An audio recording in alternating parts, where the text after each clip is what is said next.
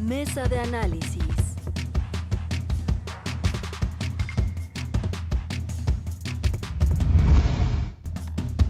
Alfredo Figueroa, Gabriel Reyes Cerrón, a los dos, gracias. Buen miércoles, bienvenidos. Muy buenos días, Carmen. Buenos días, muchísimos temas hay aquí, pero desde luego hay un tema importantísimo en estas horas que tiene que ver con el presupuesto 2020, el presupuesto 2020. Movilizaciones, vamos a ver en qué momento sesiona la Cámara para, en todo caso, discutir el presupuesto enviado. ¿Qué tipo de ajustes se le van a hacer o no se le van a hacer ningún ajuste? En fin, ¿cómo lo ves, Alfredo? Bueno, en realidad venimos desde hace tiempo conociendo, digamos, un presupuesto que me parece que debe ser tildado de un presupuesto conservador, en un cierto sentido. No estamos viendo modificaciones esenciales o estructurales en un modo profundo. Y eso tiene mucho que ver, porque si no lo relacionamos, Carmen, con el tema de los ingresos, si no tenemos desde la perspectiva de los ingresos un nuevo planteamiento fiscal para el país, una nueva cantidad de recursos que puedan ser empleados, la verdad es que a la hora de determinar el presupuesto de egresos hay siempre, evidentemente, un jaloneo por las ausencias, es decir, por la ausencia de recursos suficientes para atender los problemas del país. Hoy estamos conociendo, o hemos conocido en las últimas semanas, un planteamiento tanto de presidentes municipales como de gobernadores de los estados, haciendo una reclamación muy puntual, y en esta ocasión también de organizaciones campesinas, que hasta donde entendemos han sitiado la Cámara, el Palacio de San Lázaro, y que estarían además en la disposición de incorporarse como un acto de protesta a el desfile del 20 de noviembre.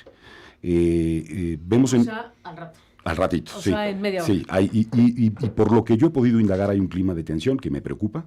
Me preocupa el clima de tensión que puede generarse entre estas organizaciones campesinas y la Secretaría de Seguridad Pública, que es, entiendo, quien está encargada de crear este cerco para que no puedan, digamos, trasladarse físicamente al propio desfile.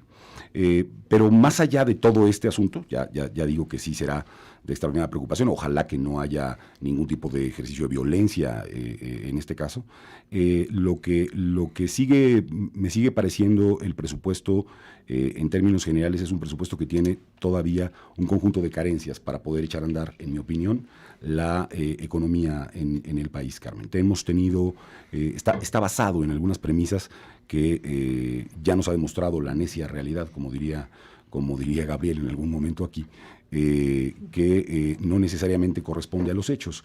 Está planteado un crecimiento del 2% el año que viene desde la Secretaría de Hacienda, pero ese crecimiento de 2% no corresponde, digamos, a los análisis que han hecho, digamos, todos los externos al propio gobierno. En realidad, las estimaciones están en relación al 1.2, 1.3, así que desde esa perspectiva me parece que no es un presupuesto, digamos, que parta de una premisa sobre la que haya evidencia suficiente. Y por otro lado, el propio presupuesto sigue y continúa con un tema que a mí me parece muy preocupante, que es el que haya cada día más recursos que se ejercen sin reglas de operación. Es decir, seguimos en una lógica de enorme discrecionalidad en el ejercicio de los recursos que puede dar lugar a elementos de corrupción. Baste simplemente señalar incluso una reciente sentencia en España el día de ayer.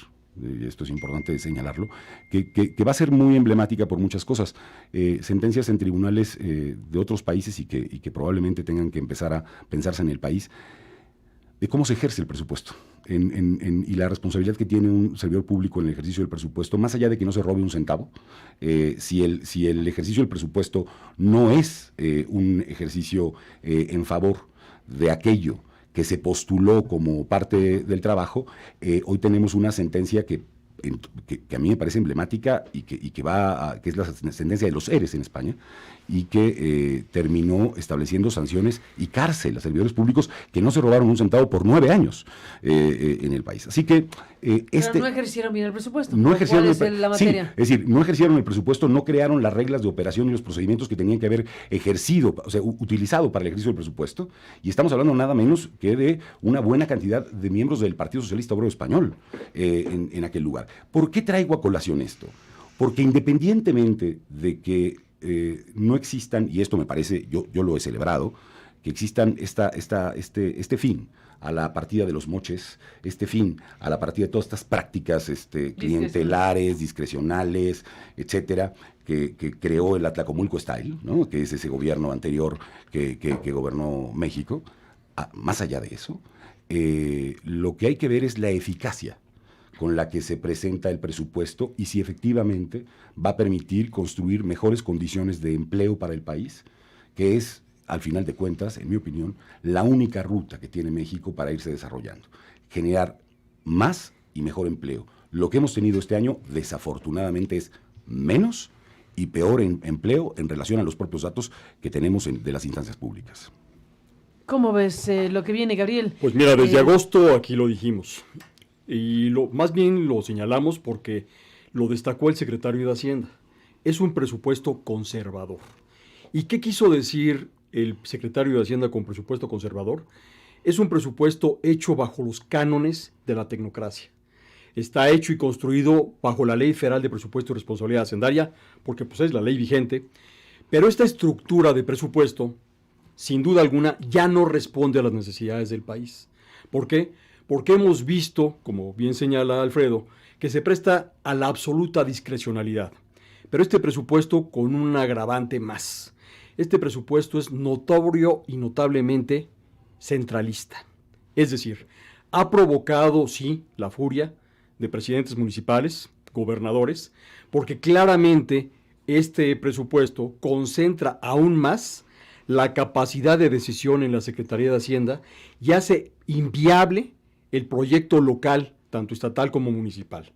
Esta situación va a generar tensiones políticas muy importantes y todo parte de un solo punto, y es la exagerada, innecesaria e incomprensible inversión en petróleos mexicanos. ¿Por qué? Porque hoy en día, ante un grave rezago en el campo, ante una situación crítica del campesinado y del sector agropecuario, se prefiere alimentar a la vaca muerta que a las vacas vivas.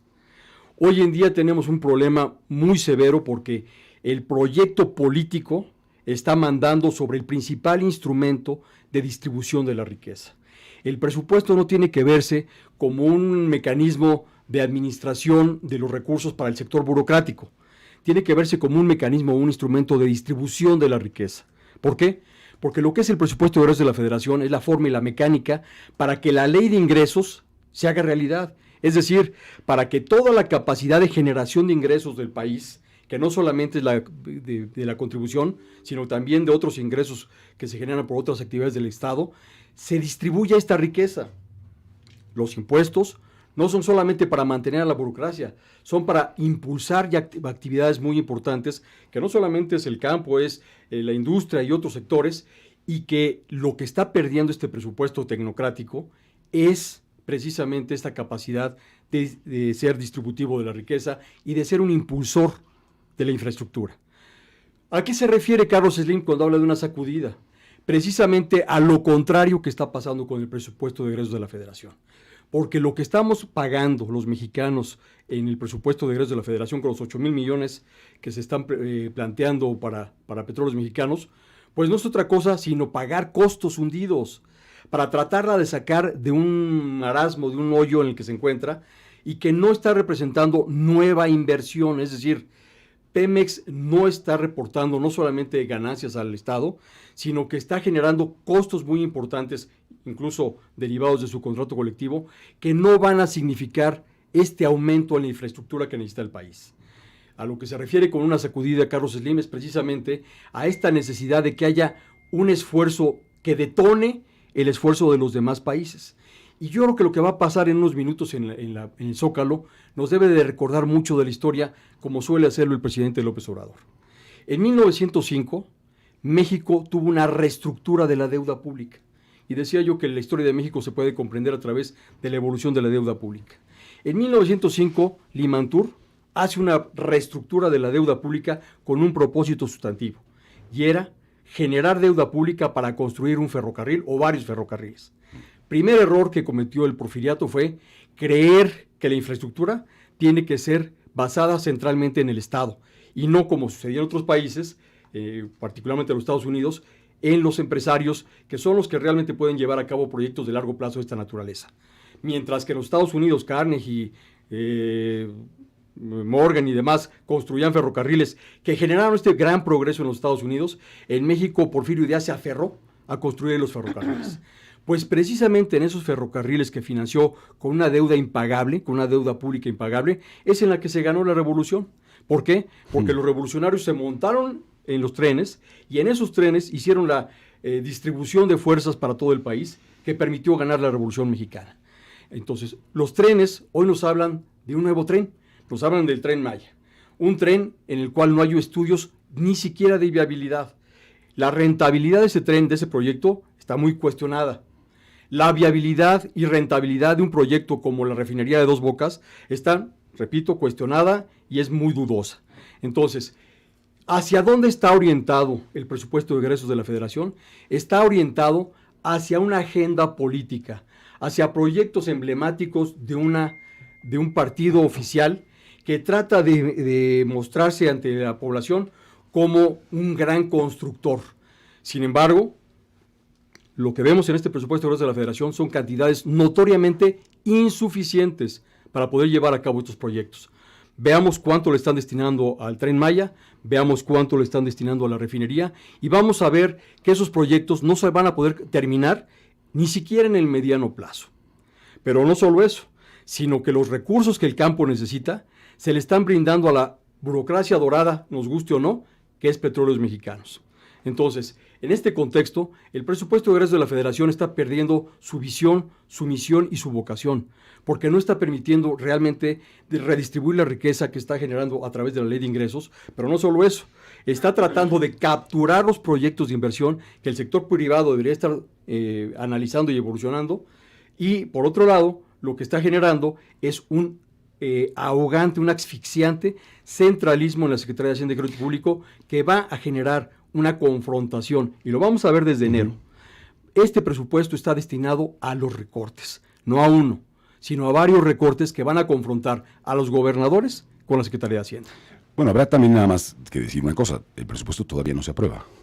Es decir, todavía habría oportunidad en la Cámara de Diputadas y Diputados de hacer modificaciones. Yo entiendo, por ejemplo, que el grupo de las organizaciones campesinas están reclamando una ampliación de 24,000 millones de pesos, entiendo, para el presupuesto.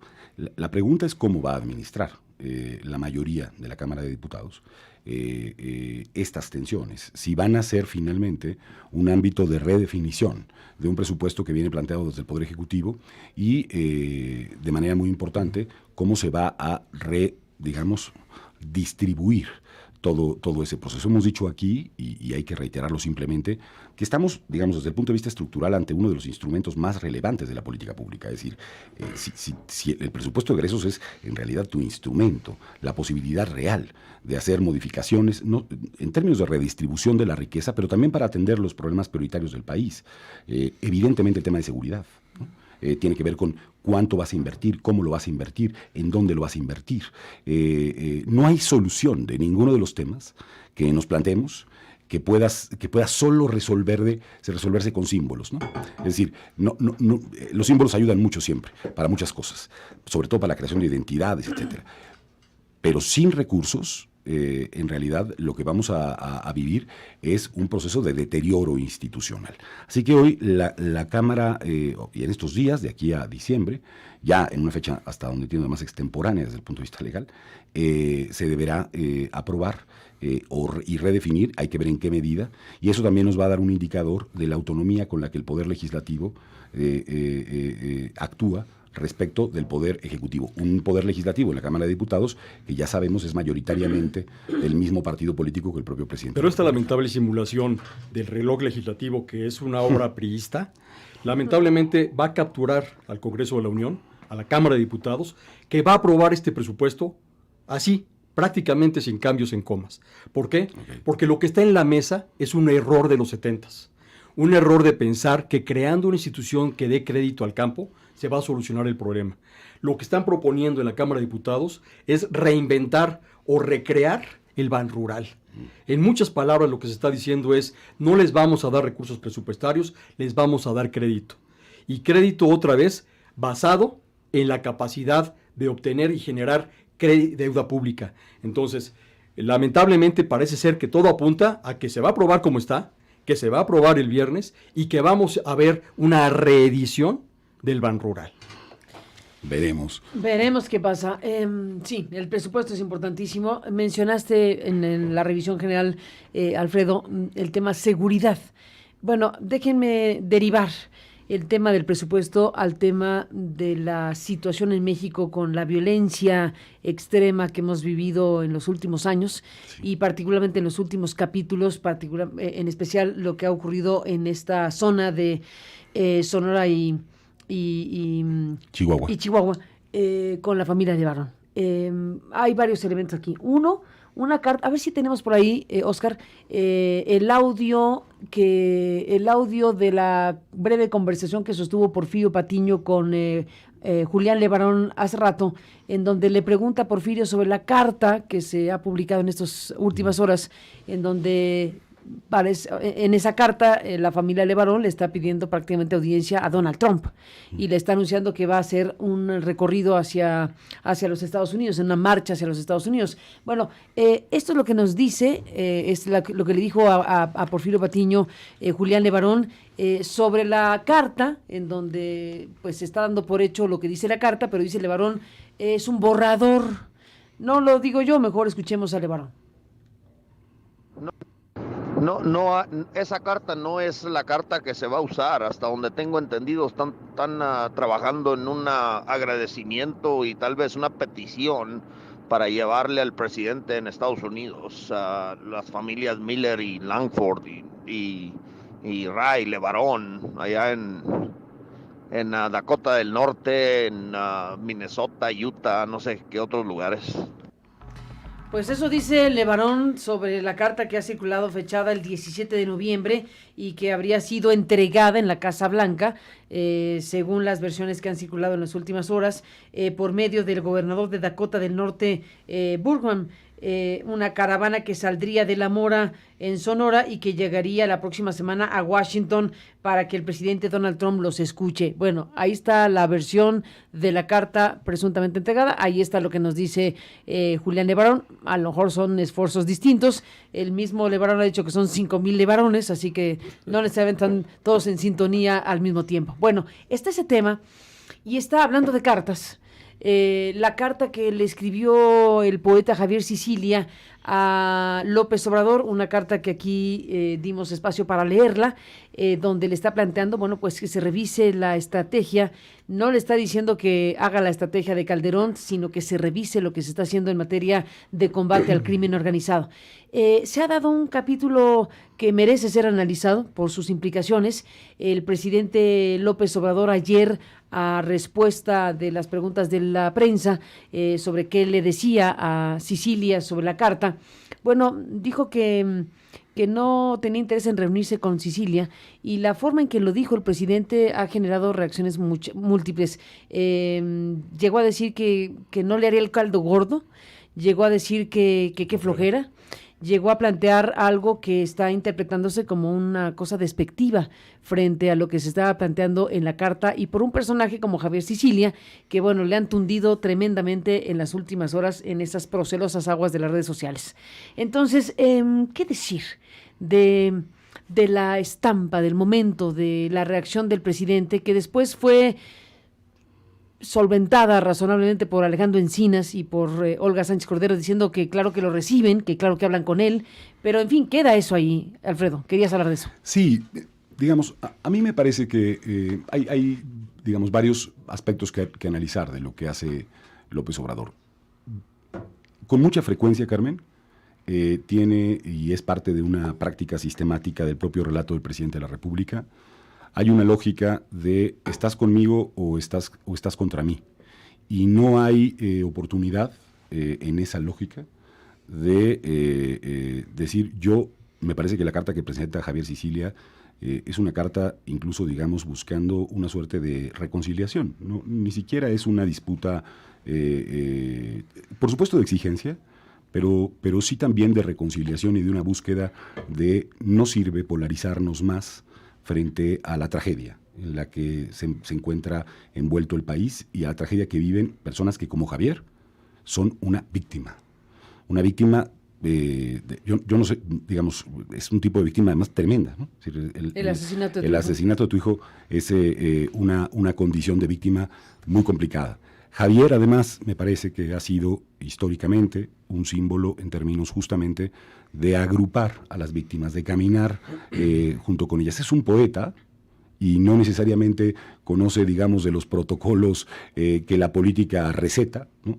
Y la reacción de López Obrador, esta y la que vimos hace unas semanas con Alberto Atié, por ejemplo, que es otro gran luchador, es decir, ubicarlos como hacerles el caldo gordo a sus adversarios, ¿no? Entonces tenemos un presidente permanentemente en una lógica de los términos que acepto de relación no son los de aquellos que pongan en cuestión aquel mandato que yo tengo, y si lo ponen en cuestión, entonces se van a sumar al PAN y a esta bola de calificativos y adjetivos que pone siempre, o que está poniendo sistemáticamente de manifiesto, y que quizá en el corto plazo le reditúen.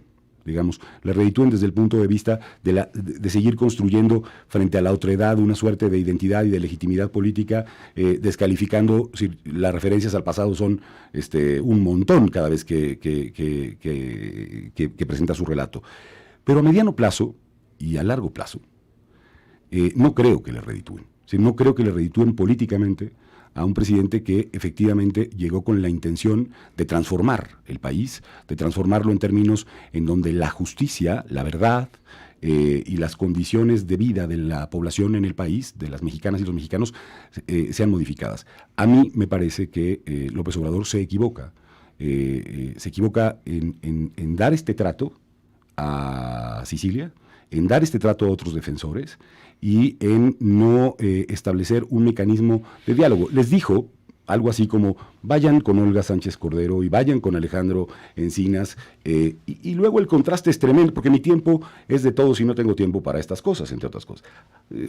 Más tarde veíamos cómo conversabas con alguien de la NFL sobre el asunto, y el contraste es tremendo, ¿no? O sea, con una imagen de un presidente que tiene tiempo para discutir algo sobre la NFL y del béisbol, por supuesto, y no de otra cosa. La caricatura es eso, ¿no? Es decir, no pienso que López Obrador no esté interesado ni preocupado por las condiciones políticas del país.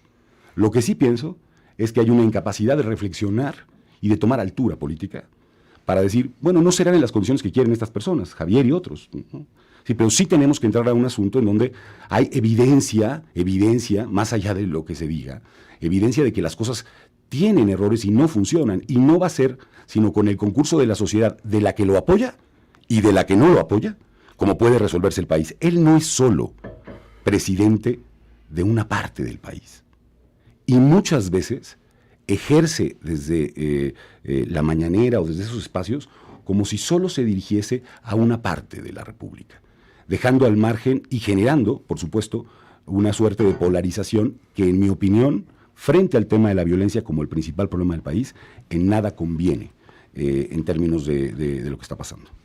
Mira, yo sí también creo que fue despectivo, lamentablemente despectivo, porque un líder sin duda alguna puede aglutinar causas, darle sentido y orientación. Sin embargo, cuando recibe esta carta de Sicilia, pues se comporta no como un líder, se comporta como un caudillo que tiene una agenda que es preferente a todas las demás causas. Y esto no puede verse en un presidente de la República, porque en un presidente de la República debemos encontrar un líder y no un caudillo. Y bueno, aquí sí debo aclarar que coincido yo con Solalinde en cuanto a que marchar no es la solución. ¿Por qué? Porque si bien es cierto, no se puede cambiar lo que no existe, no se puede cambiar la estrategia de seguridad porque la estrategia de seguridad no existe, nadie sabe cuál es, no está escrita en ningún lugar, no tiene fases, etapas ni responsables, no se puede cambiar lo que no existe, repito. Es claro que las marchas tampoco van a cambiar ni modificar esta inexistencia o esta carencia de estrategia definida. Calderón tampoco tuvo ninguna estrategia. Calderón tenía un solo objetivo, que era tener al ejército en las calles para disuadir a sus adversarios, que en aquel entonces eran López Obrador y sus gentes, de levantarse de Reforma, o de mantener, o de preservarse en Reforma. Entonces, Lo que estamos viendo nosotros es que López Obrador nos trata de imponer una agenda única. Y este jefe máximo de la transformación, pues no va a encontrar eco en la sociedad si no abandera sus causas. Entonces, es muy importante aquí destacar 3 cosas. Primero, el presidente no debe conducirse con desprecio respecto de ninguna causa social. Segunda, si tiene alguien alguna propuesta, debe encauzarla como tal y no como una marcha que puede prestarse al protagonismo personal. Y tercera, es muy claro que cuando te mandan a la Secretaría de Gobernación, prácticamente te están dando un portazo en la cara. ¿Por qué? Porque la Secretaría de Gobernación no se arregla absolutamente nada. Entonces, entiendo perfectamente bien a Javier Sicilia que no quiera reunirse con Olga Sánchez Cordero. Dime qué asunto en la presente administración se ha arreglado en la Secretaría de Gobernación. Bueno, pues ahí está el tema y veremos cómo se conduce la cuestión. De lo que se trata y lo que importa más, desde luego, es que encontremos una salida a la situación que pues aqueja a México en materia de violencia. Hemos vivido cosas como las de Culiacán y las de Levarón en una misma quincena, por hablar de la dimensión de lo que estamos aquí planteando. Sí, y a ver, el punto aquí es verlo también esto, Carmen, todo el tiempo en códigos electorales, ¿no? Es decir, si alguien hace un planteamiento de extraordinaria preocupación sobre este tema, si se lee solo sobre la lógica de adversarios políticos, pues entonces no hay lugar a ningún tipo de argumento, ni a ningún tipo de razones. La descalificación que se hace de Sicilia y de otros es ad hominem.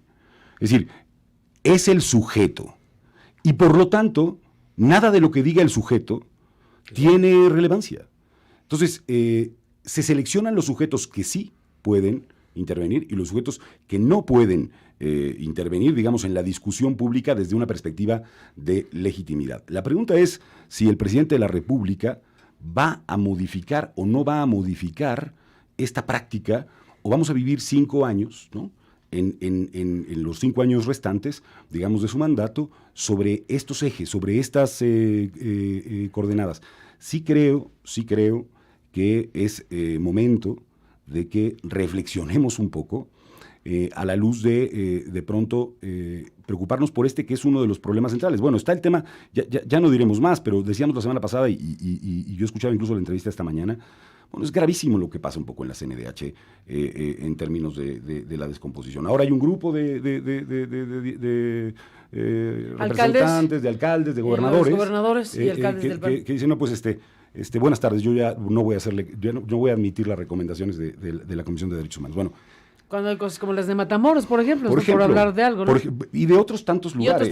Sí. O sea, el problema es que, además, ojo, porque la comisión revisa a las comisiones locales, O sea, la Comisión Nacional de Derechos Humanos es un órgano de revisión de recomendaciones de las comisiones locales de derechos humanos. Por lo tanto, también es una instancia, digamos, superior, si se quiere, de ejercicios de violación. A ver, es evidente que el camino no puede ser decir, yo voy a desatender recomendaciones de derechos humanos.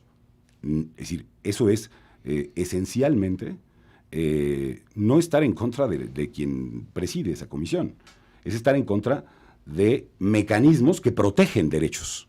Entonces, no es admisible la posición, me parece, ni siquiera como un ejercicio de protesta, que están haciendo gobernadores y presidentes municipales del PAN, ¿no? Es decir, me parece que es inadmisible. Ahora, también me parece inadmisible, y yo escuchaba, me parece que no tiene ninguna respuesta a la nueva ombudsman del país, un poco diciendo, pues eso ya pasó, ¿no? Es decir, el haya sido como haya sido, ¿no? Oiga, hay un problema muy importante en el país y no deberíamos estar en la discusión de los 2 votos que desaparecieron, y no deberíamos estar en la discusión de si la señora es dirigente o no es dirigente de un partido político y entonces está inhabilitada, como es el caso, para ser presidenta de ese órgano. Ojalá, porque el asunto no pasa por ella, pasa por una institución, un problema fundamental del país, que es violaciones desde el Estado de derechos de las personas. Y de quién podríamos, y de un órgano que debería ser A ver, fíjate lo que yo diría en este momento. Frente a lo que está pasando, lo que uno esperaría de una Comisión Nacional de Derechos Humanos es que fuese la principal institución animadora de un proceso de justicia transicional en México. La principal, desde un órgano autónomo, al margen del gobierno, y lo que termina ocurriendo es que se incorpora una persona que más allá de sus capacidades y de su historia, está cuestionada por buenas razones. No por el PAN, está cuestionada por todo el mundo. Porque frente a todo el mundo se desaparecieron 2 votos, porque frente a todo el mundo está claro que protestó como dirigente estatal de Morena. Está cuestionada por eso, no por adversarios, ¿no? Esa institución, que debería hoy sí me parece tener otro protagonismo, ciertamente es una institución que históricamente se ha escondido en algunos momentos graves del país, ¿no?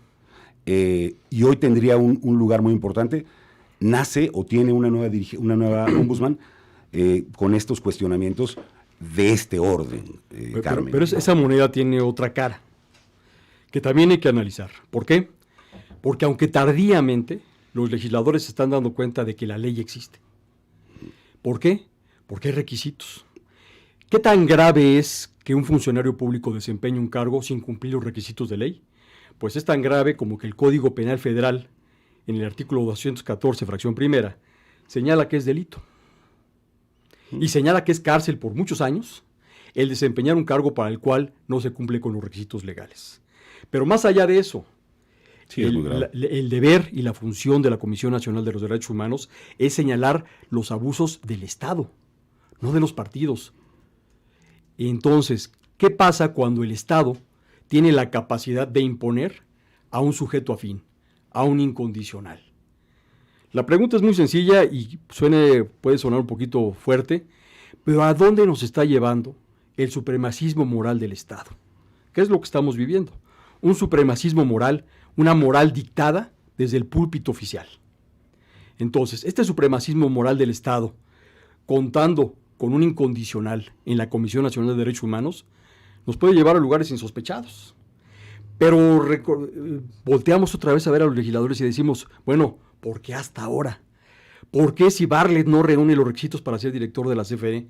¿Por qué si Romero no reúne los requisitos para ser director de Pemex? ¿Por qué ahora sí te preocupas por los requisitos de alguien que a ti te incomoda? Entonces, la representación de los intereses es de los partidos. Los legisladores representan los intereses de los partidos y no representan a las personas. Entonces, este entorno tan viciado nos va a llevar a que una persona que es crucial en la defensa de los derechos humanos esté cuestionada desde su nombramiento y que, como a muchas otras personas que así han vivido, vayan a vivir una trayectoria accidentada, como fue el caso de Moni de Swam, que vivió también el asunto de una impugnación a su designación. Pero a todo esto, el tema es cómo puede vivir un Estado en el cual se está violentando de manera grave y severa a los derechos fundamentales de proceso, con leyes como la de extinción de dominio, como la persecución por defraudación fiscal equiparada. ¿Cómo puede opinar un ente con la imparcialidad y la neutralidad del caso cuando depende su nombramiento y su posición del apoyo estatal? Oye, pero déjame decirte una cosa que no sé si da tiempo, Carmen, de un comentario breve. Sí. A ver, simplemente hemos dicho todo esto de la señora Rosario Piedra. Pero ¿quiénes sean las otras 2 personas que estaban en la terna? Yo quiero insistir en algo. En algún momento, Peinbert. El señor Peinbert. Y Orozco. Sí, bueno, que tenía además una manifestación afuera. Peinbert, que era el candidato que tenía, que estaban apostando en realidad varias personas del PAN. Es decir, la construcción de esa terna rompe un procedimiento legislativo. Y en eso participa también la oposición, Carmen. Y a mí me preocupa mucho. Y me parece muy bien que la oposición denuncie hoy lo que le parece incorrecto, porque más lo es, pero también hay que decir una cosa, no construyeron una terna en la oposición de personas que estaban y que habían contendido para este cargo, que fuesen una alternativa real a la hora de hacer una votación. Lo que construyeron fue la vieja historia otra vez. ¿Con quién tenemos acuerdos políticos? ¿Quiénes son estas personas? Bueno, el promotor fundamental del señor Peinbert era el Partido Verde y el señor Velasco. Eso es algo que no se ha venido diciendo, pero ellos mismos se prestan a un proceso de construcción que rompe el proceso legislativo. Las propias dirigencias de los partidos de oposición cargan los dados. Bueno, y la resultante es esta, pero de un problema porque es otra vez jugar bajo los parámetros de no vamos a elegir a la mejor persona, vamos a elegir a la que esté más cerca de los intereses de esta clase política que está gobernando. Había en esas listas personas, mujeres y hombres, con una trayectoria impecable, entre otras la del propio Atié, que podían hacer un trabajo completamente diferente, y se decide poner una terna de la vieja institucionalidad y los viejos pactos y de una incondicional del gobierno. Bueno, alguien construyó esa terna y alguien la votó. Y la pactó. Y la pactó. Hasta ahí mi comentario.